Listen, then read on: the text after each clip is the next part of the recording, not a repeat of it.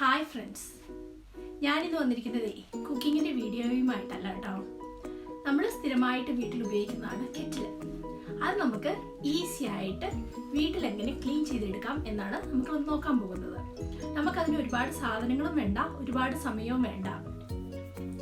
വളരെ കുറച്ച് സമയം കൊണ്ട് ചുരുങ്ങിയ ചെലവിൽ നമുക്കത് എങ്ങനെ പുതിയ കെറ്റിലാക്കി എടുക്കാമെന്ന് നോക്കാം. അപ്പോൾ നമുക്ക് വീഡിയോയിലേക്ക് കടന്നാലോ? ഓക്കെ,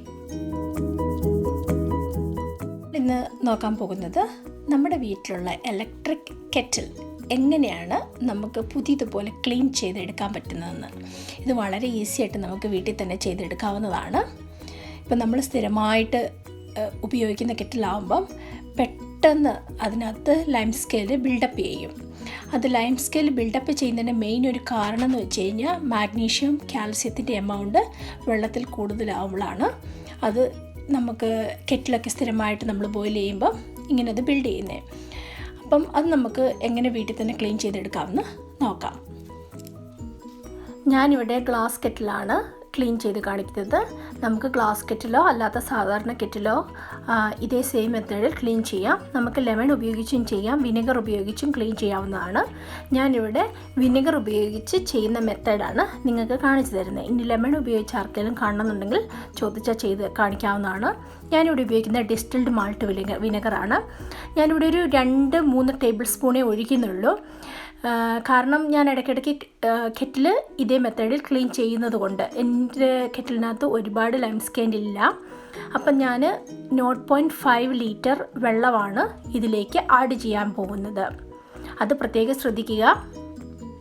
നമ്മൾ വിനെഗർ ആഡ് ചെയ്ത ശേഷം ഒരുപാട് വെള്ളം ഒഴിച്ചു കഴിഞ്ഞാൽ വെള്ളം മൊത്തം തിളച്ച് ചാടി എല്ലാ സർഫേസിൽ കൂടി ആകും. അതുകൊണ്ട് ഞാൻ ഈ വീഡിയോ സ്കിപ്പ് ചെയ്യാതെ കാണിക്കുകയാണ് അതെങ്ങനെ ചെയ്യുന്നതെന്ന്. കാരണം വെച്ചാൽ നമ്മൾ കൂടുതൽ വെള്ളം ഇതിനകത്തേക്ക് ആഡ് ചെയ്ത് കഴിഞ്ഞാൽ പണി ഇരട്ടിയാകും. അതുകൊണ്ട് ഒന്ന് കാണുക.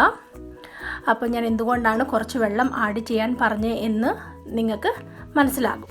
ഇപ്പം ഞാനിവിടെ കെറ്റിൽ ബോയിൽ ചെയ്യാൻ വെച്ചു. ഇത് 1 മിനിറ്റോളം എടുക്കും കെറ്റിലൊന്ന് ബോയിൽ ചെയ്ത് വരാൻ വേണ്ടി. ബോയിൽ ചെയ്ത് വരുമ്പോൾ നിങ്ങൾക്ക് കാണാം.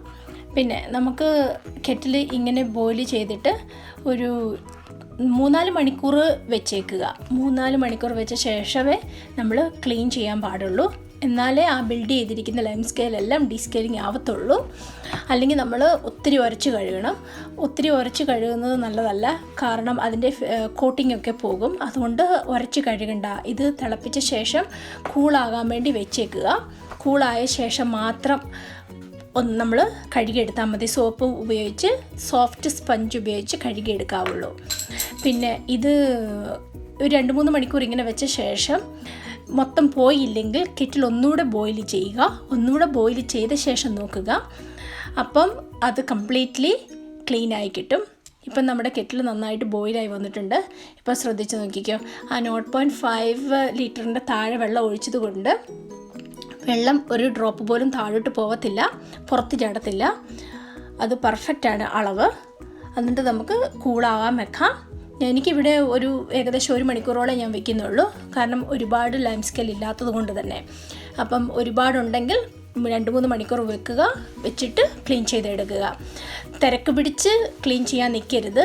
അതല്ല, പകൽ ടൈം ഇല്ലാത്തവർക്ക് ഈവനിങ്ങിൽ കടന്നുറങ്ങുന്നതിന് മുമ്പ് ഇതുപോലെ ചെയ്തിട്ട് വെച്ചിട്ട് കിടന്നുറങ്ങിയാൽ മതി. എന്നിട്ട് രാവിലെ എണീക്കുമ്പോഴത്തേക്കും ക്ലീൻ ചെയ്തെടുത്ത് കഴിഞ്ഞാലും പെർഫെക്റ്റായിട്ട് തന്നെ കിട്ടും.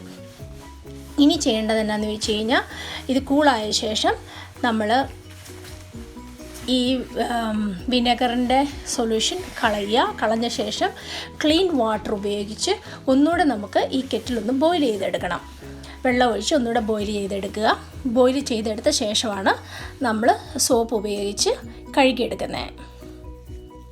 ഒരു നാരങ്ങയുടെ ചെറിയ കഷ്ണം എടുത്തിട്ട് ഇതിൻ്റെ വക്കും ഔട്ടർ സൈഡും ഇൻസൈഡും ഗ്ലാസ് എല്ലാം നന്നായിട്ടൊന്ന് ക്ലീൻ ചെയ്തെടുക്കുക. അപ്പം ലിഡയിലും സൈഡിലുള്ള ലൈം സ്കെയിലും അതുപോലെ അതിൻ്റെ ഫിൽറ്ററിലുള്ള ലൈം സ്കെയിലെല്ലാം നന്നായിട്ട് ക്ലീനായി കിട്ടും. അതുപോലെ ഒന്ന് ക്ലീൻ ചെയ്തെടുക്കുക. അതിനുശേഷം ഞാൻ ഈ നാരങ്ങ അതിലേക്ക് തന്നെ ഇട്ട് വയ്ക്കുകയാണ് ചെയ്യുന്നത്. ഇനി എനിക്ക് കൂടുതൽ സമയം വെക്കണമെന്നുണ്ടെങ്കിൽ, അതല്ല എങ്കിൽ നമ്മൾ വാഷ് ചെയ്യുമ്പോഴാണ് ഇത് ഉപയോഗിക്കുന്നതെങ്കിൽ അങ്ങനെയാണെങ്കിലും ചെയ്യാം. ഞാനിത് കെറ്റിൽ വിനെഗർ ഇട്ട് ബോയിൽ ചെയ്ത ശേഷമാണ് ഞാനിങ്ങനെ നാരങ്ങയിട്ട് തുടച്ചിരിക്കുന്നത്. തുടച്ചിട്ട് ഞാൻ അതുപോലെ വെക്കുകയാണ്. ഇനിയിപ്പം നമുക്ക് 1 മണിക്കൂർ കഴിഞ്ഞിട്ട് ഇത് ക്ലീൻ ചെയ്തെടുക്കാം. ഇപ്പം 1 മണിക്കൂർ കഴിഞ്ഞു. ഇപ്പോൾ ഇതിൻ്റെ അകത്തോട്ട് നോക്കിയേ, ഇതിൻ്റെ ബിൽഡ് ചെയ്തിരിക്കുന്ന എല്ലാ ലൈം സ്കെയിലും ഡിസ്കെയിലായിട്ടുണ്ട്. ഇപ്പം ഇനി എനിക്കിവിടെ ഉരച്ച് കഴുകേണ്ട ആവശ്യമേ വരുന്നില്ല. ഇത് ഓൾമോസ്റ്റ് കംപ്ലീറ്റ്ലി തന്നെ ഇത് ക്ലീൻ ആയി കഴിഞ്ഞു. ഇനി നമുക്ക് ഈ വെള്ളം കളഞ്ഞിട്ട് ക്ലീൻ വെള്ളം ഒഴിച്ച് ഒന്ന് കെറ്റിൽ ബോയിൽ ചെയ്തെടുക്കാം. അതാണ് അടുത്ത സ്റ്റെപ്പ്. ഇപ്പം നമ്മൾ ക്ലീൻ വെള്ളം ഒഴിച്ച് കെറ്റിൽ ബോയിൽ ചെയ്തു. ഇനി ഈ വെള്ളം കളഞ്ഞിട്ട് നമുക്ക് കെറ്റിലൊന്ന് സോപ്പും സോഫ്റ്റ് സ്പഞ്ചും ഉപയോഗിച്ചൊന്ന് വാഷ് ചെയ്തെടുക്കാം. ഇപ്പം അതിൻ്റെ ഗ്ലാസും ഇൻസൈഡും ഔട്ട്സൈഡും അതിൻ്റെ ഇലക്ട്രിക് നമ്മൾ പ്ലഗ് ചെയ്യുന്നവിടെ മാത്രം വെള്ളം ആവാതെ സൂക്ഷിക്കുക. ബാക്കി എല്ലായിടവും നല്ല ഭംഗിയായിട്ട് വൃത്തിയായിട്ട് കഴുകിയെടുക്കുക. പിന്നെ വേറെ ഹാർഡായിട്ടുള്ള സാധനങ്ങളൊന്നും ഉപയോഗിച്ച് വാഷ് ചെയ്യരുത്, കാരണം അതിൻ്റെ കോട്ടിംഗ് ഒന്നും കളയരുത്. അതുകൊണ്ട് അത് പ്രത്യേകം ശ്രദ്ധിക്കുക. നന്നായിട്ട് ക്ലീൻ ചെയ്തെടുത്ത ശേഷം നമുക്ക് നല്ല വെള്ളത്തിൽ കഴുകിയെടുക്കുക. അപ്പോഴത്തേക്ക് നമ്മുടെ കെറ്റിൽ സൂപ്പറായിട്ട് ക്ലീനായി കഴിഞ്ഞു. ഇനി നമുക്കൊരു ഗ്ലൈസിങ് കിട്ടാൻ വേണ്ടി ചെയ്യേണ്ട ഒരു ചെറിയ ട്രിക്ക് കൂടെ പറഞ്ഞു തരാം. ഇതിപ്പം നന്നായിട്ട് ക്ലീനായി എടുത്തു. ഇനി നമുക്ക് അതിൻ്റെ ഔട്ട്സൈഡ് ഒരു ടിഷ്യൂ പേപ്പറോ അല്ലെങ്കിൽ ഒരു ടവലോ ഉപയോഗിച്ച് തുടച്ചെടുക്കാം. തുടച്ചെടുത്ത ശേഷം ഒരു ടിഷ്യൂ പേപ്പറിലോട്ട് കുറച്ച് ഒലിവ് ഓയിലോ എന്തെങ്കിലും ഒരു 2-3 ഡ്രോപ്പ് ഇടുക. എന്നിട്ട് ഇതിൻ്റെ ഔട്ട്സൈഡ് നന്നായിട്ടൊന്ന് തുടയ്ക്കുക. അപ്പോഴത്തേക്കും നമ്മുടെ കെറ്റിലിന് നല്ലൊരു ഗ്ലൈസിങ് കിട്ടും. നമ്മുടെ പുതിയ കെറ്റിൽ നമ്മൾ കടയിൽ നിന്ന് വാങ്ങിച്ചുകൊണ്ട് വരുന്ന ഒരു കെറ്റിലിൻ്റെ അതേ ലുക്ക് നമുക്ക് കെറ്റിലിന് കിട്ടും. പിന്നെ ഇടയ്ക്കിടയ്ക്ക് ഇങ്ങനെ ക്ലീൻ ചെയ്യുക, അതുപോലെ തന്നെ ഡീസ്കെയിൽ ചെയ്യുക. അപ്പോൾ നമുക്ക് എപ്പോഴും ഫ്രഷായിട്ടും കെറ്റിൽ ക്ലീനായിട്ടും ഇരിക്കും. പിന്നെ പ്രത്യേകിച്ച് ശ്രദ്ധിക്കേണ്ട വേറൊരു കാര്യം, നമ്മൾ കെറ്റിലിനകത്ത് വെള്ളം ബോയിൽ ചെയ്ത ശേഷം ബാക്കി വരുന്ന വെള്ളം അവിടെ വെക്കരുത്, അതെടുത്ത് കളയുക. നമ്മൾ അങ്ങനെ കെറ്റിലിനകത്ത് വെള്ളം വെക്കുന്നത് കൊണ്ട് തന്നെ ലൈം സ്കെയിൽ കൂടുതലായിട്ട് ബിൽഡ് ചെയ്യാനാണ് ചാൻസസ്. കാരണം വെള്ളത്തിനകത്ത് ഓൾറെഡി ആ കണ്ടൻറ്റ് ഉള്ളത് കാരണം. അപ്പോൾ അതുകൂടി ഒന്ന് ശ്രദ്ധിച്ചു കഴിഞ്ഞാൽ നമുക്ക് ഇത് കൂടുതലായിട്ടും പ്രിവെൻറ്റ് ചെയ്യാവുന്നതാണ്. പിന്നെ അതുപോലെ നമുക്ക് മാസത്തിലൊന്ന് ഇതുപോലെ ക്ലീൻ ചെയ്യുകയാണെങ്കിൽ തന്നെ നമ്മുടെ കെറ്റിൽ ക്ലീനായിട്ടും ന്യൂ ആയിട്ടും എപ്പോഴും ഉണ്ടാകും. നമുക്ക് നല്ല ക്ലീൻ വാട്ടറും കിട്ടും. അപ്പം ഈ വീഡിയോ നിങ്ങൾക്ക് ഇഷ്ടമായെങ്കിൽ ലൈക്ക് ചെയ്യാനും ഷെയർ ചെയ്യാനും മറക്കരുത്. അതുപോലെ കമൻറ്റും എഴുതി അറിയിക്കുക. ഇനി ഇങ്ങനെ ക്ലീൻ ചെയ്തുകൊണ്ട് കെറ്റിൽ കേടാവുമോ എന്നുള്ള ഡൗട്ട് വേണ്ട. ഞാനിവിടെ കെറ്റിൽ ഉപയോഗിച്ച് കാണിക്കാം. നമ്മുടെ ക്ലീനാക്കി എടുത്തുകൊണ്ട് വന്ന കെറ്റിൽ ഞാൻ വെള്ളം ഒഴിച്ച് ഒന്നുകൂടെ ബോയിൽ ചെയ്യാൻ വെക്കുകയാണ്. ഒരു കുഴപ്പമില്ല, നമ്മുടെ കെറ്റിൽ സ്റ്റിൽ വർക്കിംഗ് ആണ്. അതുകൊണ്ട് ആ ഡൗട്ട് ആർക്കും വേണ്ട. Thank you for watching. Bye bye.